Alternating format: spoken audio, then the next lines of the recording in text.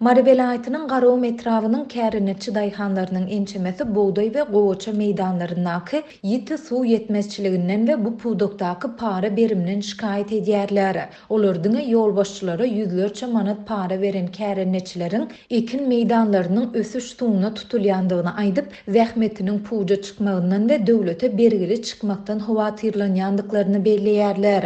Bu maglumat Owa Milli Maksatnamasyny durmuşa geçirmekde ýol beren kemçilikleri üçün ýurdun 3 welaýatynyň şol sanda Mari welaýatynyň häkimine käýinç elan edilen mahalyna gabat geldi. Şunlar Türkmenistanda gowaça we buğday meýdanlarynda degişli owa hojalyk işlerini geçirmek, olary mineral dökünler bilen iýmitlendirmek we ösüş suwuny tutmak işleri dowam edýär. Adatlyk radiosynyň habarçysynyň maglumatlaryna görä Garawum etrawynda käbir gallaçy kärenetçiler öz ekinlerini eýýäm, soňky ösüş suwuny tutan bolsa, käbirler henüz ikinji suwuny hem tutup bilmeýärler. Habarçymyz bilen söhbetdeş olan yerli kärenetçiler munyň sebäplerini suw ýetmezçiligi we para berim bilen düşündirýärler. Men ençemgede gatnap ekinimi ösüş suwuny tutup bilmedim. Ahir soňy zähmetimi köýdürmejek bolup para bermäge razy boldum. Her gezek ekin meýdanymy suw tutjak mahalym başlygy 300 manat pul bermeli bolýaryn. Şol gün uzak giýje suw diňe meniň ekinime goýberýär. Nasılsa bolsa akşamlyk naharyny we bir çüýse arak berýärin. Dip öz ekinine soňky ösüş suwuny tutan Garawumly kärenetçi anonimlik şertinde aýtdy. Şol bir wagtda käbir kärenetçiler nasosy bejermek üçin özlerinden eýýäm 50 manat ýygnalandygyny, şeýle-de hasyl tawşyrlandy döwletiň suw, dökün we tehnika üçin özlerinden goşmaça pul alýandygyna ünsü çekip, näresmi töleglere korrupsiýa nägilelik bildirýärler. Şu ýyl döwletiň pagtany satyn alyş narhy ýokarlandy. Onun 1 kilogramy 1 manat 40 tengeden 3 manat 40 tenge ýokarlandy. Men bu ýyl girdiji gowy bolar diýip begendim. Ýöne suw ýetmezçiligi sebäpli göz öňüne tutulan hasyl alyp biljegim gumana. Başlygy her gedek para bermäge de ýagdaý ýok. Şonuň üçin begenere zat ýok.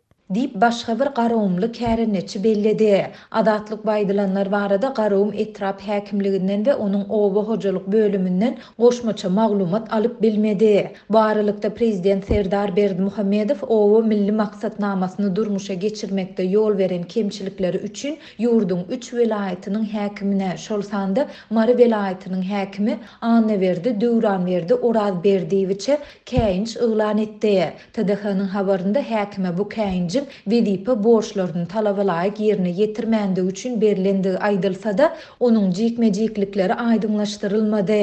Ýöne bellesek bu käýinçler Türkmenistanyň dürli welaýatlarynda kärenetçi daýhanlaryň suw ýetmezçiliginden kösenýändigi barada Adatlyk radiosynyň habarçylarynyň iýdigderli beren maglumatlarynyň ýa-da gabat geldi. 22 aprelde Lewap welaýatynyň habarçylarymyz bilen söhbetdeş olan kärenetçi daýhanlar Sewitiň buğday we gowaça meýdanlaryna ýiti suw ýetmezçiliginiň özleriniň ekinlerine yaramaz täsir ýetirýändigini gurrun berdiler. 20 aprelde bolsa Balkan welaýatynyň Serdar, Magtumoly we Bereket etraplarynaky buğday eken daýhanlaryň buğday meýdanlarynaky ýiti suw ýetmezçiligi derarly ekiniň 60 göterimden gowrak hasylyny ýitirendigi barada maglumatlar gowuşdy. Şeýle-de geçen aý Lewapda habarçylarymyz Sewit ýaşaýjylarynyň Amy derýanyň suwunyň çekilen böleklerine we derýada emele gelen adajyklara alada bilen sinedýändigini habar berdiler. Birleşen Milletler Guramasynyň adyk we owa hojalyk boýunça edarasy geçen ýyl çap eden hasabatynda Türkmenistanyň suw resurslaryna agyram düşýändigini duýdurdy.